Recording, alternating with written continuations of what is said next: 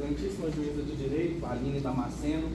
É um prazer enorme hoje estar aqui com Vossa Excelência, hoje dividindo os palcos desse trabalho, principalmente porque Vossa Excelência é uma juíza muito garantista, é uma juíza que a todo momento propiciou as partes que têm esse contraditório, essa ampla defesa, e principalmente não aviltou quem está sentado ali. O réu Everton, momento algum Vossa Excelência aviltou ele, tratou com respeito, tratou com dignidade, decoro. Então eu agradeço a Vossa Excelência pela condição do trabalho e presto meus cumprimentos. Ao doutor Francisco, promotor de justiça aqui da comarca de Betim, Minas Gerais, eu quero dizer que também é um prazer enorme estar aqui hoje, dividindo os palcos com Vossa Excelência, inclusive para Vossa Excelência é fonte de inspiração para mim estar hoje aqui, porque eu lembro quando eu sentava ali, vendo o doutor Romulo, o doutor Francisco em embates, eu percebia que o doutor promotor ele nasceu para isso, ele nasceu para promover justiça aqui nessa comarca. Então, me inspirei nele, me identificou, e hoje eu vim aqui fazer o meu trabalho. Hoje eu estou em posição antagônica, estou defendendo o réu, mas sabe que nada do que aconteceu aqui hoje vai passar para a barreira do pessoal. Sei que o promotor duro, mas que a coisa com lealdade. Perfeito. A banca defensiva, hoje composta pela minha parceira Isabela, a doutora Isabela, eu agradeço muito por estar presente aqui hoje, principalmente por um fato tão complicado aqui. Hoje a gente está vindo aqui para defender um réu de feminicídio, um homicídio com 4 qualificadoras. Então, quando eu convidei ela, em momento algum, ela pensou em algo negativo, pensou na exposição, na mídia que isso daria, ela topou. Então, eu agradeço por estar aqui hoje, por estar fazendo essa defesa do réu. Aos serventuários da Justiça, muito obrigado por estar aqui conduzindo hoje, por estar proporcionando para a gente essa condução dos trabalhos. Hoje eu vejo que o trabalho fluiu muito bem, desde a hora que eu veio aqui até o momento. A todos os policiais penais, policiais militares, obrigado por estar aqui hoje também, fazer a segurança do local, muito importante fazer essa segurança, tudo agimos conformes. Então, presto meus agradecimentos, muito obrigado por estar aqui. Bom, ao réu, Weber, eu agradeço primeiramente você ter confiado no trabalho do meu escritório, por estar aqui te defendendo hoje. Eu sei que não é uma situação complicada, é um caso que até poucos advogados talvez pegariam pela exposição que está tendo esse caso, mas mesmo assim, desde o início, eu decidi pegar seu caso, porque eu conheci ele de uma forma muito interessante. Um outro cliente meu estava preso na mesma cela que ele e falou comigo quando ele saiu: doutor, vai lá dar uma atenção aqui pro Everton. O Everton não é bandido, nunca foi preso. Vai lá, ele está sofrendo lá dentro. Eu fui lá, conversei com ele, entendi a situação e trouxe todas as provas, demonstrei para ele, e ele trouxe a versão dos fatos, que eu vou narrar aqui hoje para Vossas Excelências, e Vossas Excelências vão decidir se de fato vão acolher aquilo que ele falou, vão acolher a defesa técnica ou não. Então, meus agradecimentos hoje, e hoje o que sair daqui vai ser justiça, seja você condenado, seja você absolvido. O que acontecer é justiça. E eu também presto condolências à Kelly. Por mais que falaram que você matou, que você fez isso, você fez aquilo, a Kelly era sua companheira. Uma pessoa morreu, você está preso. Então eu peço e dou minhas condolências para você e sucesso aí hoje. Vamos verificar o que vai acontecer de agora em diante. Porque eu passo a palavra aos jurados. Hoje, vocês são imbuídos, vocês têm dentro de si a pior das escolhas possíveis. Vocês vão julgar uma pessoa de fato que uma pessoa cometeu. Eu creio que em mim corre o espírito da liberdade, que eu nunca queria estar sentado aí, porque o que eu sei fazer é defender. Eu não sei sentar aí, igual Vossas Excelências estão, e julgar uma pessoa, porque é muito complicado. Eu que não estava no local dos fatos, não sei o que aconteceu, decidir se ele merece cumprir de 12 a 30 anos ou não merece. Muito complicado a posição que Vossas Excelências estão, mas hoje eu vou entregar, como o promotor falou, que a vida é um cardápio, que você tem suas escolhas e paga os preços. Como um restaurante, eu vou aqui entregar todos os ingredientes para vocês, e no final vocês vão dar o prato. A absolvição ou a condenação. Vocês vão decidir no final, independente do que Vossas Excelências decidirem, saiba que a justiça vai ser feita. A justiça hoje vai ser feita, seja ele sendo absolvido, seja ele sendo condenado, seja ele sendo condenado por um outro crime, desclassificação de crime, isso aí não é com vocês, mas vai, de fato, sim, a justiça ser feita. Hoje, uma família vai receber a notícia, no final do dia, a família daquele vai receber a notícia se de fato foi condenado ou absolvido. Vocês podem estar pensando, por que vocês têm que julgar esse fato? Por que não é a juíza que está julgando aqui hoje? Vocês vão julgar esse fato aqui hoje, porque a Constituição chama vocês. A gente pega lá no artigo 5º, inciso 38, fala, o Tribunal do Júri vai julgar essa situação dos crimes dolosos contra a vida. Crimes contra a vida. Então, a própria Constituição traz isso para vocês. Retira a competência da juíza e traz a competência para vocês. Não porque a juíza é incompetente no sentido negativo, ela não sabe julgar, porque sabe fazer isso com excelência. Porque a Constituição coloca para vocês, a Constituição fala, vocês têm que decidir a respeito. Porque a juíza, por mais que ela saiba julgar, esse tipo de crime, ela não tem tato, a sensibilidade de entender aquilo ali foi um acidente ou aquilo ali foi um homicídio de fato. Isso que é a sociedade, porque a sociedade ela pode avaliar o caso concreto e falar, não é que eu tenho dúvida, eu não sei se de fato ele tacou fogo nela, eu vou absolver. Se Vossa Excelência tem a dúvida, eu peço para vocês, absolvam. Se tiver o mínimo de dúvida possível, só condenem aquele cidadão se vocês tiverem total certeza que foi ele. Porque é o que está em jogo, que é 12 a 30 anos. A Kelly, infelizmente morreu. Eu não vou aqui adultar a Kelly, falar que a Kelly mereceu isso. O doutor Gonçalves até falou que eu poderia sustentar jamais. A Kelly não mereceu isso. Nunca. Eu não vou aqui falar que pelo fato de ser drogada, ele tacou fogo, nem nada. Isso não vai acontecer. A Kelly não merecia isso. De fato. Mas aconteceu uma situação que a gente não sabe se foi ele, se foi um acidente. Eu vou aqui narrar para vocês e tentar explicar um pouco quem que é o Everton. Quem que é o Everton Mendes Simão?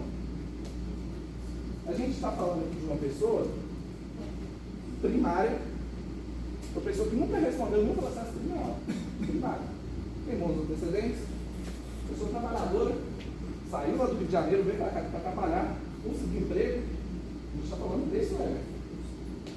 Foi muito narrado aqui hoje nos autos que, de fato, o Everton era uma pessoa terrível, ele agredia ela e tudo mais. Mas eu quero saber, onde que está a prova documental, cabal, que comprova toda essa história narrada aqui hoje?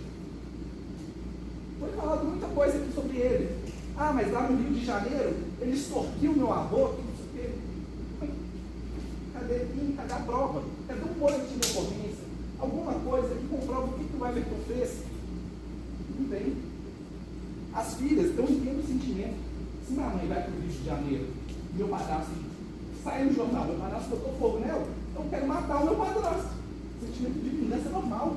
Sentimento de tristeza é normal. Mas as filhas não estavam aqui. As filhas sequer conviviam com a mãe.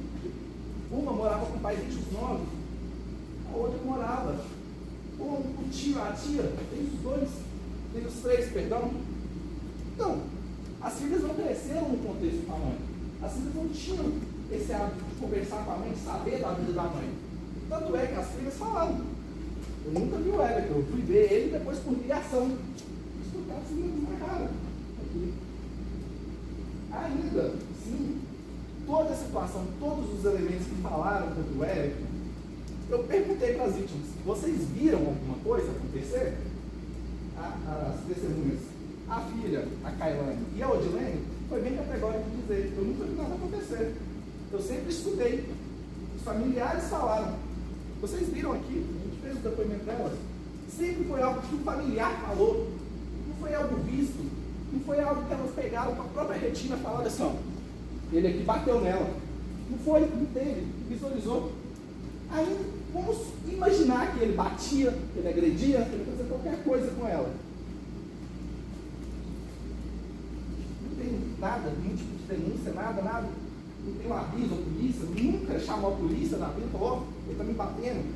Fala o fato aí que ele foi lá no Rio de Janeiro, que ele tentou matar, só não matou porque o irmão foi lá, ficou todo agredido o irmão. Não tem uma denúncia, não tem nada. Mas pode falar assim, mas a Kelly, ela não denunciava. A Kelly não. Ela nunca denunciaria porque tinha medo dele, ou porque amava muito ele. A Kelly uma vez falou só. A Kelly uma vez se relacionou com outra pessoa. Entendeu? Amava outra pessoa também. Ela tinha um relacionamento com outra pessoa. Essa outra pessoa, de fato, o Alex, agrediu a Kelly, bateu na Kelly, de fato, e a Kelly foi lá e denunciou. Por quê? A Kelly era uma mulher que, de fato, se aconteceu, eu vou lá e denuncio. E foi o que aconteceu. A Kelly denunciou sim, mas não denunciou o Éder, denunciou o Alex, outra pessoa. Mas tudo bem, não estamos aqui julgando o Alex. Hoje, nós vamos julgar aqui o Éder. Por isso que eu quero que vocês compreendam o que é o Éder. Tem muito se diz sobre o Éder, mas até agora, eu não vi, foi as provas sobre as condutas que ele praticou antes, que falaram que ele praticou, tudo mais. Sabe de onde que a mãe, a irmã e a tia tirou isso tudo? De uma reportagem do Jornal da Record. Saiu uma reportagem no Jornal da Record, sem qualquer tipo de contraditório, não teve uma defesa. A mídia, com aquele sensacionalismo, simplesmente falou: olha, casal lá do Rio de Janeiro, uma mulher foi queimada. Quem matou foi ele, quem queimou foi ele. Ficou no jornal. Então a filha, em outro estado, verifica isso. O que a filha vai pensar? Olha, foi ele que, de fato, tacou o fogo. Só que hoje eu questionei ela aqui: ele chamou o SAMU, você tem alguma noção disso? Ela veio e falou para mim: não tem noção. Eu vi na reportagem que os vizinhos chamaram. Vocês vão jogar alguém 12 a 30 anos na cadeia porque os vizinhos, porque saiu na reportagem? Vocês podem pensar por esse lado. E se quiserem fazer isso, tudo bem. Mas quando Vossas Excelências hoje deitarem e forem decidir sobre esse caso, forem pensar: será que eu fiz o correto? Não sei se vai ser o correto. Eu prometo para vocês que eu não vou me estender 1h30 aqui, não. Mais que 1 hora. As provas estão aqui. Eu vou simplesmente chegar e eu vou demonstrar que esse processo tem um nome, chama falha policial. Mentira. A todo momento, inventam de um sensacionalismo barato nesse processo para condenar o réu. E eu vou demonstrar aqui para vocês. Tem, o doutor promotor, ele falou com o brilhantismo que ele tem na palavra. Ele falou: não, a defesa ela vai trazer questões periféricas. Mas sabe por quê? Porque os detalhes fazem diferença. Um detalhe fundamental: o policial ouviu ou não ouviu? Aquele confessou ou não confessou no hospital que ele tacou fogo? Isso é um detalhe que faz total relevância. Mas para a promotoria não faz. Mas eu vou trazer aqui para vocês sobre isso. Eu vou demonstrar que faz relevância. Tem muita coisa que é subjetiva nesse processo. Quando hoje eu fui inquirir o policial militar, eu fui perguntar ao cabo Emerson: Emerson, ele fugiu do local do fato ou não? O Emerson falou de forma precisa. Ele olhou no meu olho e falou: ele fugiu. Eu vi ele com os indícios que ele ia fugir. Ele estava com uma mochila. O Emerson falou olhando no meu olho. Beleza. Quantos metros ele estava? 30 metros. 30 metros? Deve mais ou menos até aqui, ó. 30 metros. Ele falou: estava mais ou menos até aqui. Aí eu perguntei o outro policial, o João, que estava acompanhando com ele, o condutor. Eu perguntei: onde vocês abordaram o réu? A priori ele fala: não, foi na frente da casa. Foi na frente da casa ou foi lá? Foi a 30 metros. Aí quando eu pressionei, ele mudou: não, peraí, foi a 30 metros. Então, observa que tudo é muito subjetivo. Mas tem uma coisa que ela não é subjetiva, é a imagem. Eu vou provar aqui, vou mostrar para vocês. Passa para mim a imagem, minuto 10 e 19 da audiência de instrução e julgamento.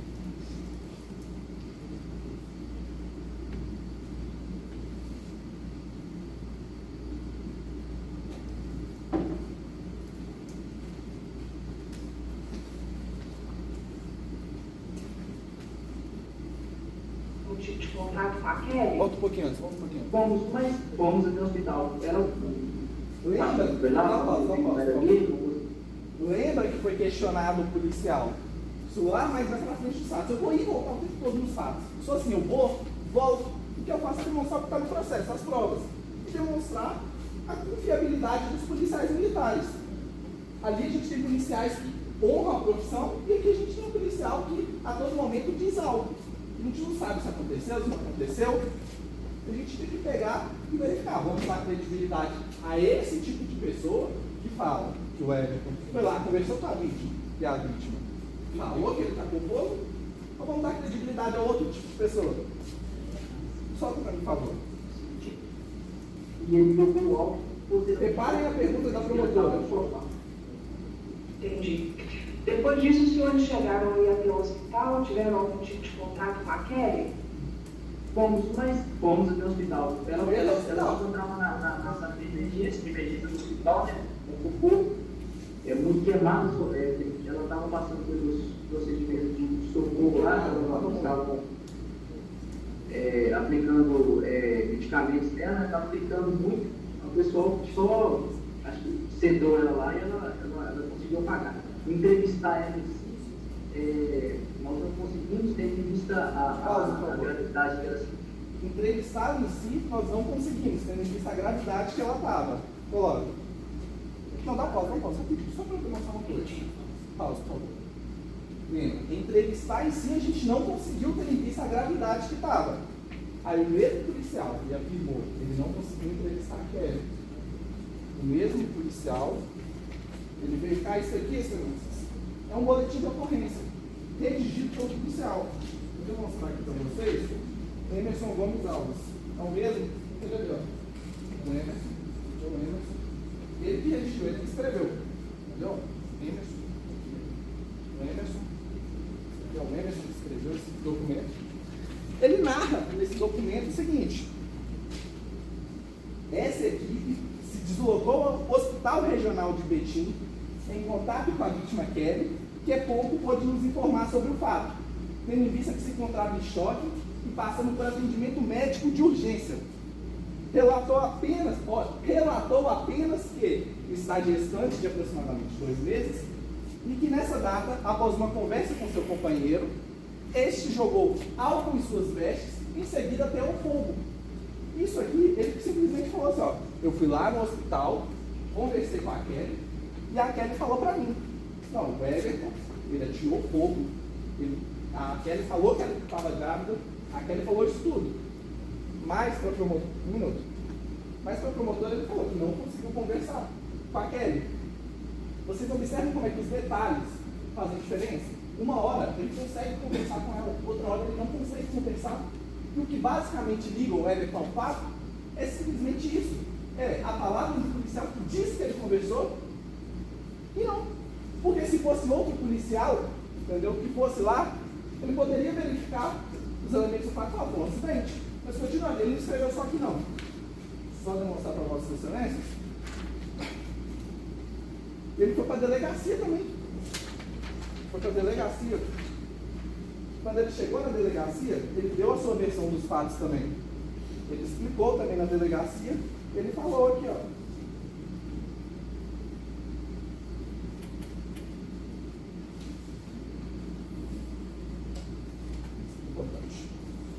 Que o Everton, sua equipe deslocou ao Hospital Regional de Betim para verificar a versão da vítima Kelly. Ou seja, ele narra. Eu fui lá realmente, fui conversar com a Kelly. Ou seja, ele narra.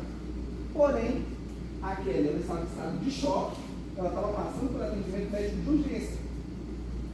Kelly conseguiu narrar que está gestante de aproximadamente 2 meses, que após conversa com o Everton, este teria teado fogo em suas roupas. A priori, ele fala, ó, tanto em delegacia, entendeu? Tanto lá na procuradoria, onde foi feito o boletim de ocorrência, ele fala, eu fui lá, eu conversei com ela me deu essa versão. Volta mais uns 10 segundos, 15 segundos. Aí chegou aqui de frente ao juiz com um contraditório com a ampla defesa, o que ele falou? Entendi. Depois disso, os senhores chegaram aí até o hospital, tiveram algum tipo de contato com a Kelly? Fomos até o hospital. Ela se encontrava na sala de emergência do hospital, né?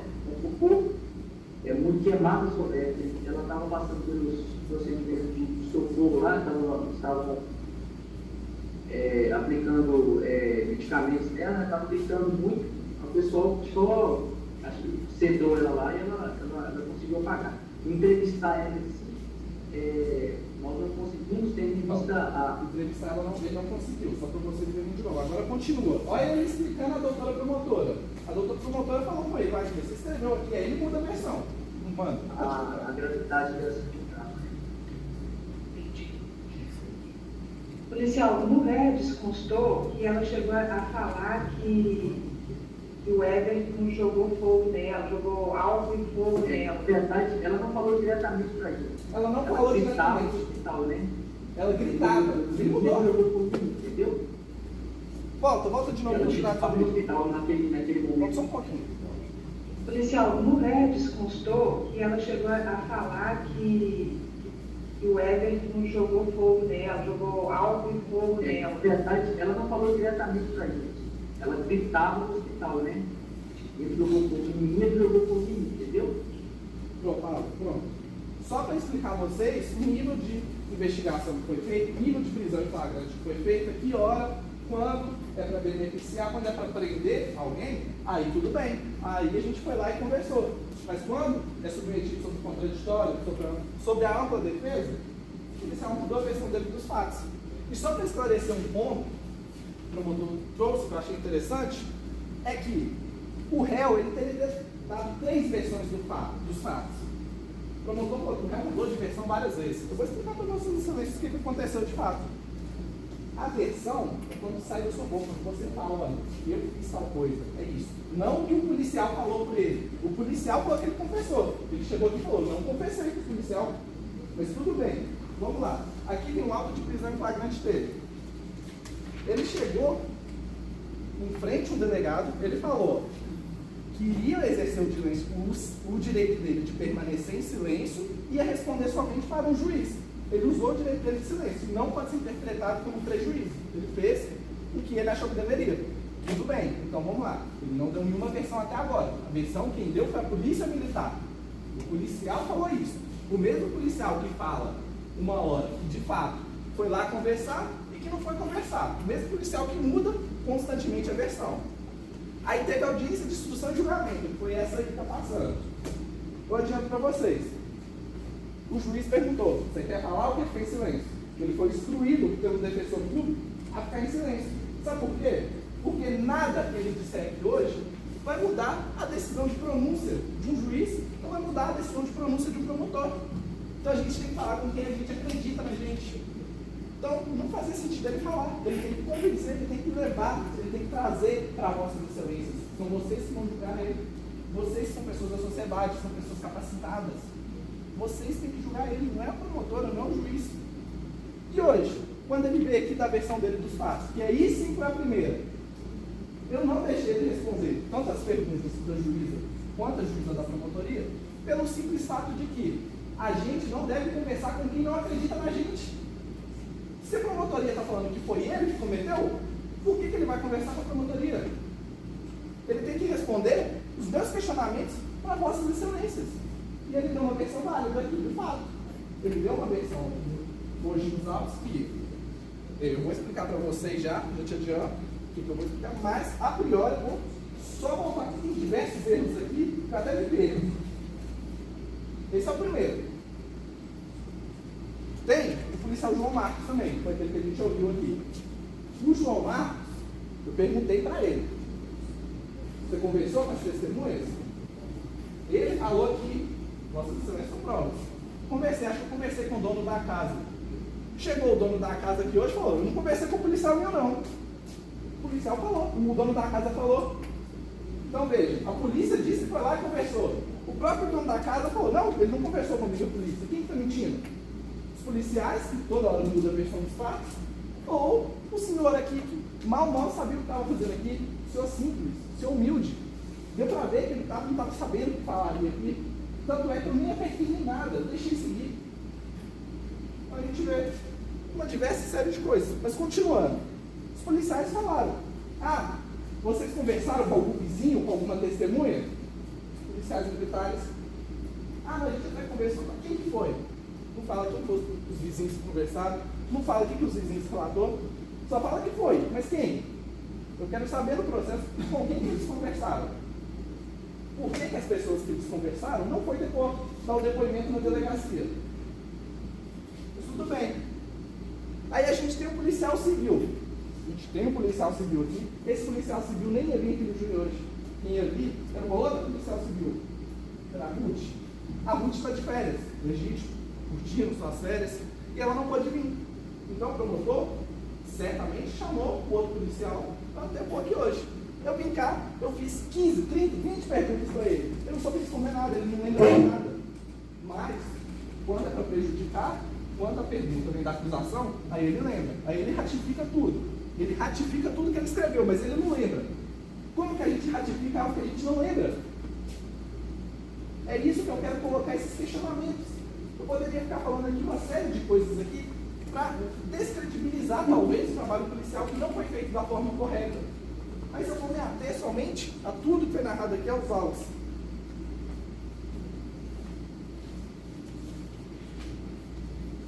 Então, a gente já passou, primeiramente,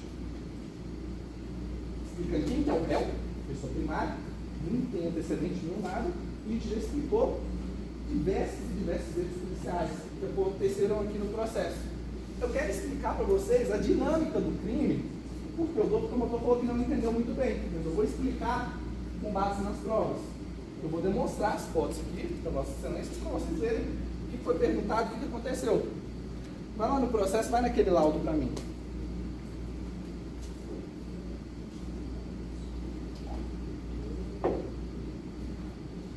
Isso mesmo, não é mesmo? Isso aí é um anexo fotográfico aí de toda a residência, lá era onde eles moravam, e verificam. Tem várias e várias casas em volta. O próprio dono falou, eu moro 3 casas abaixo. Você ouviu algo no dia? Não ouvi nada.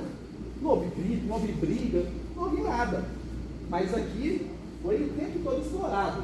Que ele ligou para a filha lá e ameaçou, que a mãe estava gritando, gemendo. A filha escutou isso. Mas nenhum vizinho escutou nada, ninguém. Mas vamos lá. Isso aqui é a entrada da casa. Desce um pouquinho para mim. Isso aqui, ó, é o cobertor, tá vendo? O cobertor que estava do lado do sofá. Esse aqui é o cobertor. Parcialmente queimado. O que fala que é parcialmente queimado. Isso aqui é o sofá. O réu, momento algum, falou que o foco de combustão inicial não foi no sofá. Vocês viram ele falando. O incêndio começou no sofá. Por que o incêndio começou no sofá?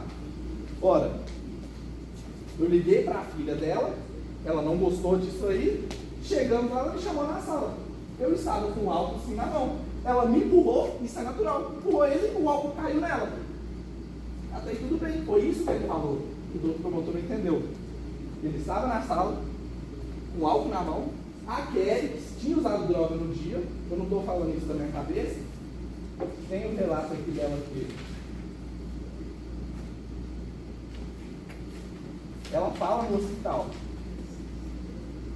Ela relatou no hospital o uso de drogas ilícitas. Na hora que você chega no hospital, na hora que você vai lá, vai fazer o diário, ela falou, usei droga, sou paciente tabagista, faço uso de álcool, ela falou. Isso aí é evidente. Todo mundo sabe que aquele usava drogas. Isso aí, a gente não vai nem adentrar nesse mérito. Ele usou droga no dia. A Kelly, civilmente alterada, usou droga, empurrou o réu. A partir do momento que ela empurra o réu, isso é uma conduta normal, natural. O álcool caiu. Aí tudo bem. O réu, ele narra que ele foi até lá no banheiro, tomou seu banho. Quando ele saiu do banheiro, ele foi ver. A Kelly estava toda pegando fogo. A casa, o sofá pegando fogo, porque ela fumava cigarro. Isso aqui é uma coisa que já foi citada diversas vezes. A Kelly fumava. A Kelly relatou que usou droga no dia. Então isso aí é comum. Ela estava fumando.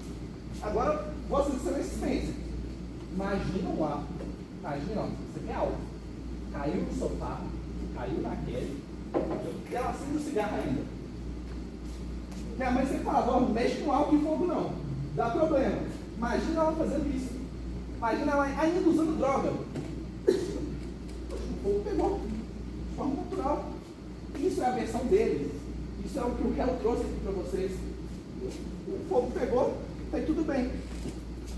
Tá vendo esse cobertor aqui? Eu quero só que vocês pensem. Ela está pegando fogo. Ela está com 47% de fogo queimado, igual o promotor falou. A Kelly, ela vai pegar o cobertor e ela vai ficar separando para sair do fogo? Não, isso aí é ilógico. Pensem no seguinte também. Alguém foi lá, entrou, invadiu, pulou o fogo, algum vizinho abanou ela para acabar o fogo? Isso é ilógico também, não dá para acontecer. Não tem relato nenhum disso. Tinha quem dentro da casa? O Everton. O que é mais lógico? O Everton apagou o fogo dela. Olha aqui. Aí eu pergunto, tá, o o lógico, o ideal, o raciocínio que a gente consegue compreender é que o réu apagou o fogo dela, correto? O réu, então, se ele tem esse dolo, essa intenção, se ele é ruim desse jeito, ele quer matar, qual que é o sentido dele apagar o fogo dela logo depois? Faz sentido para vossas excelências? Ou faz sentido se um acidente pode acontecer com qualquer um? Inclusive, isso aí é algo pessoal, mas já aconteceu dentro da minha casa. Já aconteceu quando eu tinha 6 anos, minha mãe um dia dormiu com uma vela ligada, a vela pegou fogo a casa toda. Sorte que ninguém saiu vivo, porque se a gente morre, e é o mesmo policial, o Emerson, que atende, minha mãe estava sentada ali no banco. Isso é algo que poderia ter acontecido. Então a gente deu sorte. E infelizmente ele não teve essa sorte. Ele trombou com a guarnição do Everton. Mas aqui, beleza, a gente tem um cobertor. Que logicamente não foi a Kelly que apagou, não foi os vizinhos, não tem nenhum relato, não tem nada disso. O que foi? O Everton. O cobertor queimado. Pode abaixar, por favor. Qual o resto do cobertor aqui? Vamos lá, vamos pensar. Isso aqui é bom para pensar. Ele está pegando fogo. Ela está pegando fogo. Ela está com 47% do corpo queimado. Ela está queimada toda. Entendeu? Faz sentido ela pegar e abanar? E ela bater nela mesma para apagar o fogo? Ela pegar e ela conseguir apagar o fogo e depois sair? Não faz sentido. Para mim não. Faz mais sentido quem estava lá dentro da casa socorrer ela. Mas a gente vai continuar. As portas, elas estavam fechadas. As janelas estavam fechadas realmente. Mas aí eu quero entender. Eu quero que alguém me explique só uma coisa. Se ele fechou, segundo a promotoria, ele botou fogo nela, depois fechou a porta, fechou a janela, como que é que ele saiu da casa? A porta está fechada, a janela fechada, ele botou fogo e deixou lá dentro. Como é que ela vai sair da casa, está toda queimada? Não faz assim, ela ultrapassou a porta? Isso aqui é a porta. Não dá? Alguém tem que abrir a porta, tem que socorrer ela. Não foi vizinho, não tem relato que foi vizinho. Não foi policial. O SAMU chegou não sei quanto tempo depois. Quem que foi? É algo bem lógico de se pensar. Inclusive, mas vamos pro laudo. Esse laudo aqui é muito bom. Porque esse laudo aqui mostra a incompetência dessa perícia.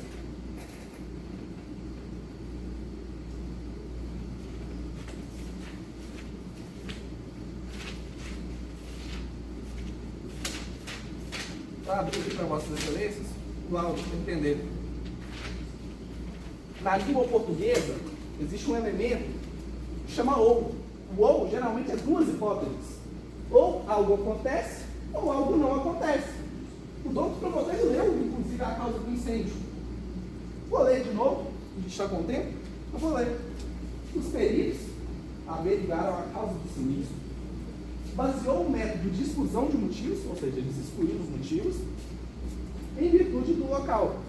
Então eles falaram, o que eles excluíram? Raio, ação de raio. Pode ter acontecido raio, isso aí óbvio que não aconteceu.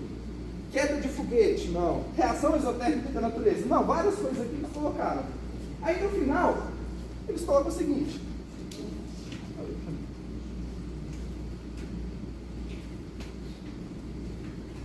A causa para o incêndio em pauta foi elemento de combustão deixado, primeira hipótese, deixado ou atirado propositalmente na região do foco inicial. E o que ele falou? Ela estava fumando, pode ter caído o cigarro, pode ter feito qualquer coisa, ele não viu, e foi o que aconteceu, elemento deixado. Então, o promotor, com a nobreza que é inerente, ele inventou a primeira hipótese, atirado propositalmente. Na versão do réu, ela deixou cair. O que é verdade, o que não é? O policial Emerson não pode dizer, ele não estava lá.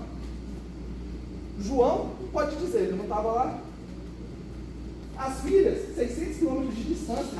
A tia, 600 km de distância. Ela não pode dizer, ela não estava lá. Quem sabe é o réu. Vocês podem pensar. Vou acreditar no laudo aqui que fala que 2 hipóteses, o promotor só trouxe uma. O promotor não trouxe as 2, trouxe uma só. Falou, deixado ou atirado propositalmente. Bem, na visão da promotoria, foi atirado propositalmente. Na visão da defesa, ela deixou cair. Foi o que ele fala. Então, esse é a causa do incêndio. Observe que em momento nenhum foi divergente dos fatos. Tudo que ele falou está acontecendo. Lá na casa não tinha um fogão improvisado? Sim. Abre, lembra do fogão que ele falou que tinha?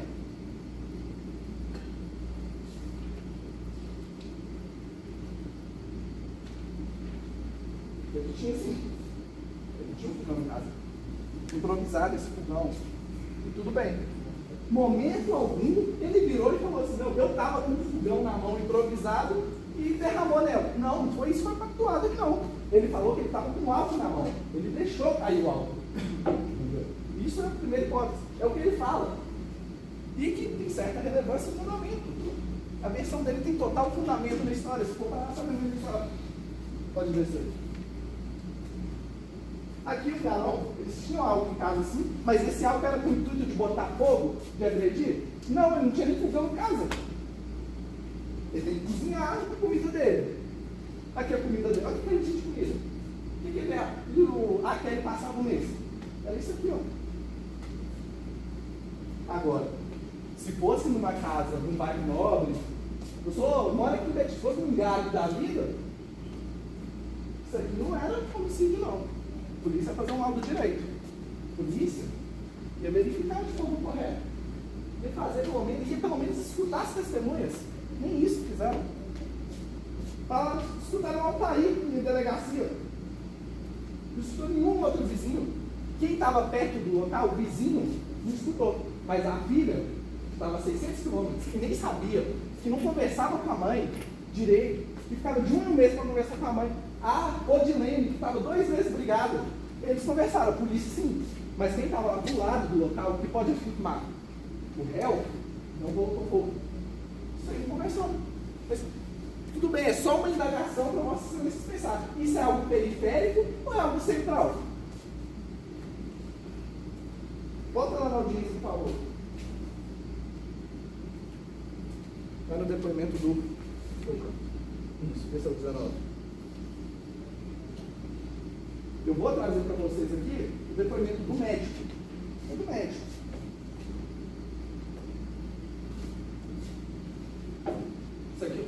Isso aqui é o Rogério, ele é médico. Eu nem precisei escutar ele aqui hoje,